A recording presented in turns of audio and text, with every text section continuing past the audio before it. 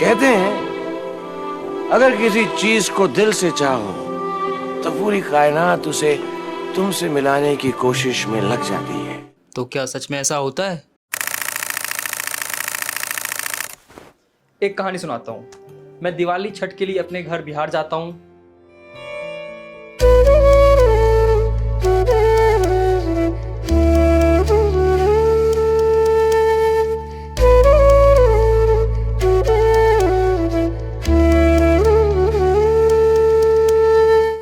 और अब लौटने का समय आ गया। मन तो नहीं कर रहा, पर क्या करें, बिहारी मजदूर और विद्यार्थियों की यही कहानी है। पढ़ाई और काम के सिलसिले में घर से बाहर जाना पड़ता है। तो बैग में ठेकुआ बांध के हम निकल पड़ते हैं अपनी कर्मभूमि की ओर। और ये वही समय है जब बनारस में देव दिवाली मनाई जाती है, और फोटोग्राफर होने की वजह से वहाँ ना जाने का मलाल दिल में है। वो क्या है ना, भाई साहब का एग्ज़ाम है देव दीपावली के अगले दिन ही। अब देव दीपावली में चले गए तो एग्ज़ाम छूट सकता है। अब इतना बड़ा रिस्क कौन ले? तो बस फिर तो तुम बनारस नहीं आ पाओगे? नहीं यार।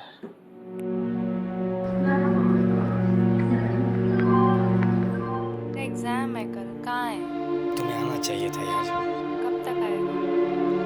भास्कर, तुम्हें आना चाहिए था। तुम्हें आना चाहिए था, बनारस नहीं आ पाओगे। मैं बनारस उतर गया हूँ, मुझे कुछ नहीं पता कल क्या होगा, एग्जाम में पहुंचूंगा कि नहीं पहुंचूंगा। हाँ, मैं उतर गया।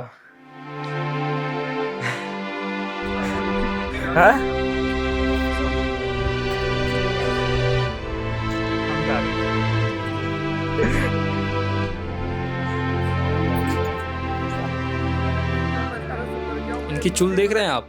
कल एग्जाम है इनका। यहाँ कुछ ऐसा हुआ कि दिल्ली के रास्ते बीच में बनारस आया और हम उतर गए। अभी शाम हो रही है, यहाँ देव दीपावली स्टार्ट होने को है और कल है हमारा एग्ज़ाम। और जिस ट्रेन की हमारी टिकट थी जिससे हम आ रहे थे वो हम छोड़ चुके हैं। आगे हमें ट्रेन में एक भाई मिलते हैं, राजगुरु। ये बनारस ही आ रहे थे और इनकी जब मैंने बातें सुनी कि ये भी सामने घाट पे जा रहे थे दिवाली देखने को, तो ये सुन के हमसे रहा नहीं गया और हमारी देव दिवाली को देखने की उत्सुकता और ज़्यादा बढ़ गई। इनके साथ में हम रेलवे स्टेशन से BHU गेट के लिए निकल जाते हैं। राजगुरु बनारस से हैं तो ये बार्गेनिंग वाला काम उन्हें ही करने देते हैं। ऐसे रोज तो हम लोग 50 मीटर लेकर जाते हैं।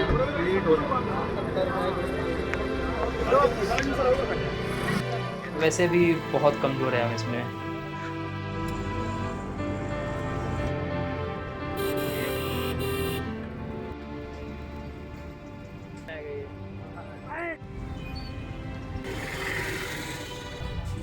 क्या हाल है भाई? और ये है हमारे मित्र अभिरंजन। ये मिलो सुमन। हेलो भाई, दोस्त। मालिक नमस्ते। मिले दिन से आप।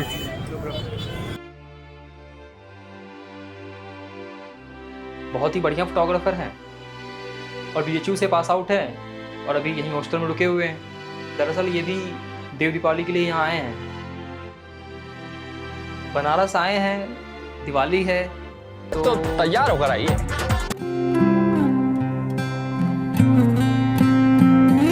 भीड़ इस कदर है मानो पूरा बनारस ही घाट की ओर चल पड़ा हो।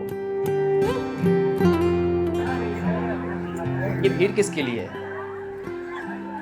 मनोज तिवारी। चौकिया नहीं, ये देव दीपावली है ही इतना बड़ा महोत्सव कि पूरे देश दुनिया भर से लोग यहाँ पे शामिल होने के लिए आते हैं। यहाँ तक कि CM योगी आदित्यनाथ भी उपस्थित है यहाँ।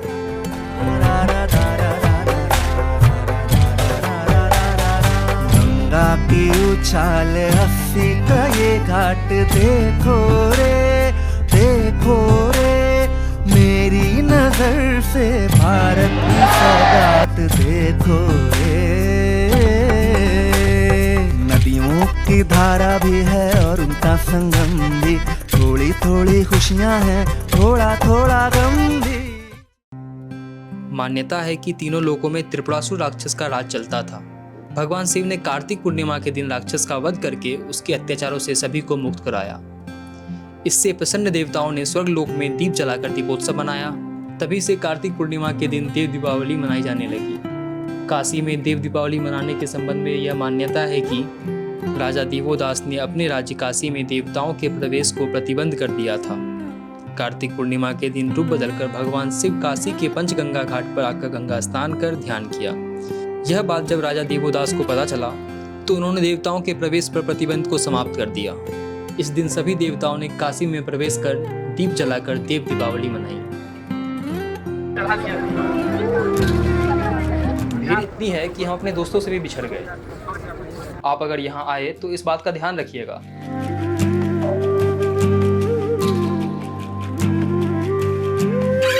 ये सब छोड़िए, यहाँ का माहौल देखिए आप बस। सभी देवों के स्वागत में लगे हुए हैं। कोई दिए जला रहा है, कोई गुब्बारे उड़ा के अपनी खुशी को व्यक्त कर रहा है, कोई पवित्र स्नान, कोई पटाखे फोड़ रहे हैं। कोई इन यादों को अपने फोन में कैद करना चाहते हैं। बच्चे बड़ों के कंधों पे बैठ के लुत्फ उठा रहे हैं और कई लोग झुंड बना के लोकगीत में मग्न हैं।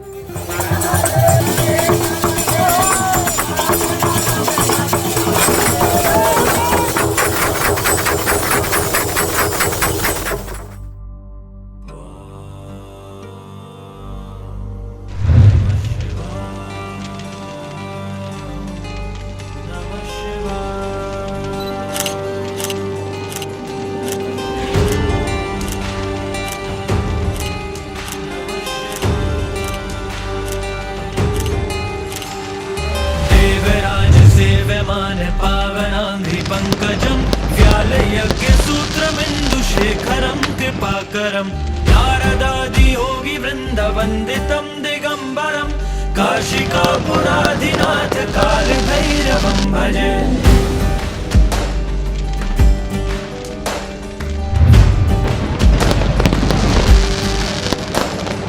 भानुकोटिभास्वरं भवाब्धितारकं परं नीलकण्ठमीप्सितार्थदायकं त्रिलोचनं कालकालमम्बुजाशमक्षशूलमक्षरं काशिकापुराधिनाथ कालभैरवं भजे।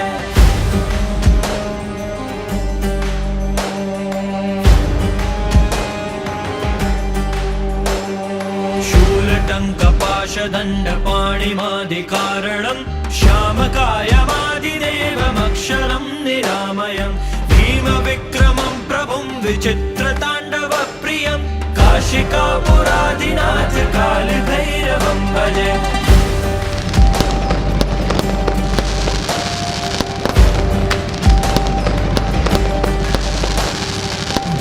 मुक्तिदायकं प्रशस्तचारुविग्रहं भक्तवत्सलं स्थितं समस्तलोकविग्रहं विनिक्वनन्मनोज्ञैव किङ्किणीलसत्कटिं काशिकापुराधिनाथ कालभैरवं भजे।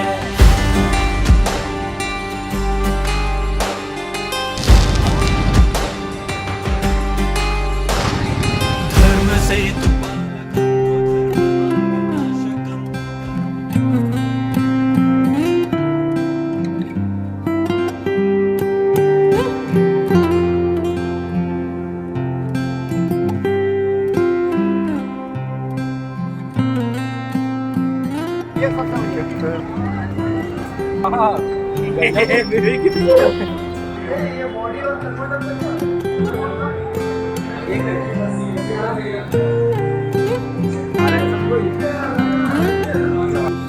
और इन सब के चक्कर में भूल गए कि हमारा एग्जाम है और अभी रात के 11 बज गए हैं और कल दोपहर तक हमें दिल्ली पहुंचना है और हमारे पास ट्रेन की टिकट भी नहीं है।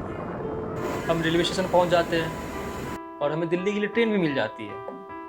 जब हम टीटी से जाके बात करते हैं वो हमसे 3000 मांगते हैं।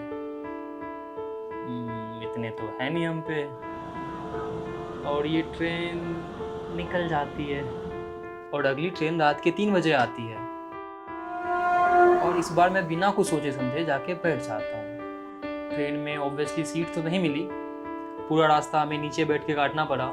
पर संयोग देखिए, बनारस से दिल्ली तक टीटी बीच में कहीं आया ही नहीं और हम दिल्ली पहुंच जाते हैं अभी डिलीवरी एग्ज़ाम से 1 घंटा पहले और हम एग्ज़ाम भी दे देते हैं। अब भोलेनाथ के सर काशी आए हैं तो उनकी कृपा तो होगी ही हम पे। हाँ, सफ़र आसान तो नहीं था मगर मज़ा तो इन्हीं उथल पुथल सस्पेंस भरी जर्नी में है ना। मूवीज़ में भी तो हमें सिंपल इजी स्टोरी कहाँ पसंद आती है, हमें सस्पेंस ट्विस्ट टर्न चाहिए होता है। मैं मानता हूँ हमारी लाइफ भी तो एक मूवी है और हम उसके लीड कैरेक्टर। और जब लाइफ में ट्विस्ट एंड टर्न्स या कहीं रिस्क लेने की जरूरत पड़े तो क्यों घबराना, मुस्कुराकर उसे हाँ कहिए। यही तो आगे चलकर किस्से कहानियाँ बनेंगी जिसे आप बड़े चाव से दूसरों को सुनाएंगे, और आपकी लाइफ की मूवी रोमांचक बनेगी, क्योंकि बोरिंग मूवी किसे पसंद है।